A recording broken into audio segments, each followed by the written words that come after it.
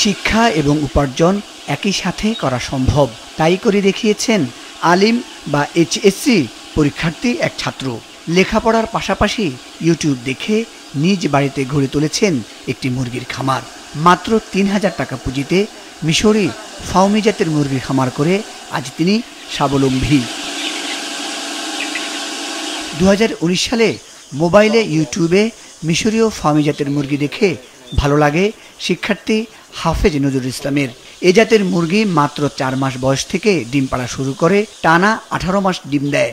বিষয়টি জানতে পেরে এগুলো পালনে আগ্রহ বাড়ে নজরুলের।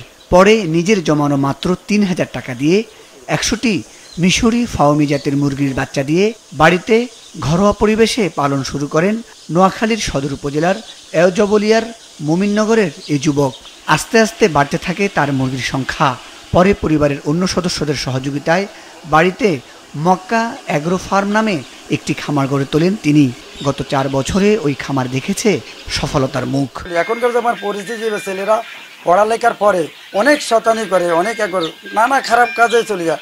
ইনশাল্লাহ আল্লাহর রহমতে আমি আমার ছেলের কোনো খারাপ কাজে, কোনো অবাহিত কোনো কিছু কাজে দিই নাই। এই জন্য আমি সবসময় ওর পিছিয়ে ২৪ ঘন্টা তাগিদ দিয়ে রাখি, পড়ালেখা করো এবং যা টুকটাক ব্যবসা করো।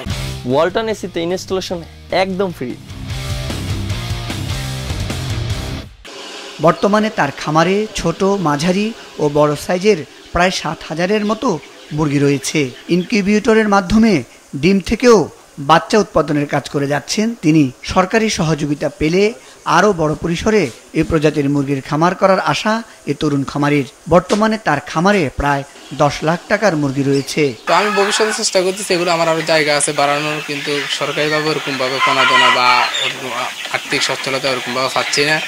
এই জন্য যদি সরকারি সাপোর্ট পাই বা উপজেলা পানি সম্পদ অফিস যদি ওরকমভাবে আমাকে সাপোর্ট দেওয়া, তাহলে ইনশাল্লাহ আমি এগুলো আরও দীর্ঘ বাড়ানোর চেষ্টা করব। জেলার বিভিন্ন স্থানে খামারিদের কাছে মুরগির বাচ্চা, পাইকারদের কাছে মাংসের জন্য মুরগি বিক্রি করছেন তিনি। পাশাপাশি দেশের বিভিন্ন স্থান থেকে অনলাইনেও পেয়েছেন সাড়া।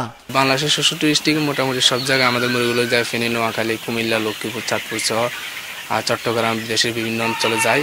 এবং অনলাইনের মাধ্যমে আমরা ক্যাশ অন ডেলিভারিতে মুরগিগুলো পাঠাই দিই নিজস্ব লোক এবং পরিবহনের মাধ্যমে। নজরুলের এমন উদ্যোগে স্বাগত জানিয়ে বর্তমান তরুণ সমাজকে এমন কাজে এগিয়ে আসার আহ্বান স্থানীয়দের।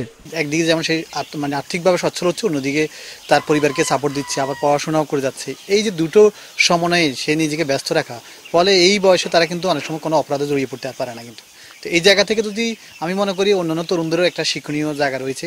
আমি খামারটি নতুন দেখছি, আর এরকম মুরগি আমি আর দেখি নাই। এই কাজে সহযোগিতার আশ্বাস দিয়েছে প্রাণী সম্পদ বিভাগ। কোনো নতুন উদ্যোক্তা যদি আসে, প্রথমে আমরা তাদেরকে বলি যে আমাদেরকে জায়গাটা দেখানোর জন্য, সেই জায়গাটা কতটুকু, সেই অনুযায়ী আমরা কতটুকু মানে সে খামার করতে পারবে, কতটুকু লম্বা করতে পারবে, কতগুলো মুরগি পালতে পারবে, এবং আশেপাশের পরিবেশটা বিবেচনা করি কীভাবে সেটটা করতে হবে, ওই টেকনিক্যাল সাপোর্টটা আমরা তাদেরকে বলে দিই। তাতে করলে সে বিপদে কম পড়ে। প্রণোদনা ও পর্যাপ্ত প্রশিক্ষণ সহ সরকারিভাবে সহযোগিতার মাধ্যমে দেশের তরুণ উদ্যোক্তাদের খামার তৈরিতে উদ্বুদ্ধ করলে একদিকে যেমন দেশে বেকার সমস্যা কমবে, তেমনি অর্থনীতিতেও ভূমিকা রাখবে তারা। মুজাহিদ সাকিব, মাছরাঙা নিউজ ডেস্ক।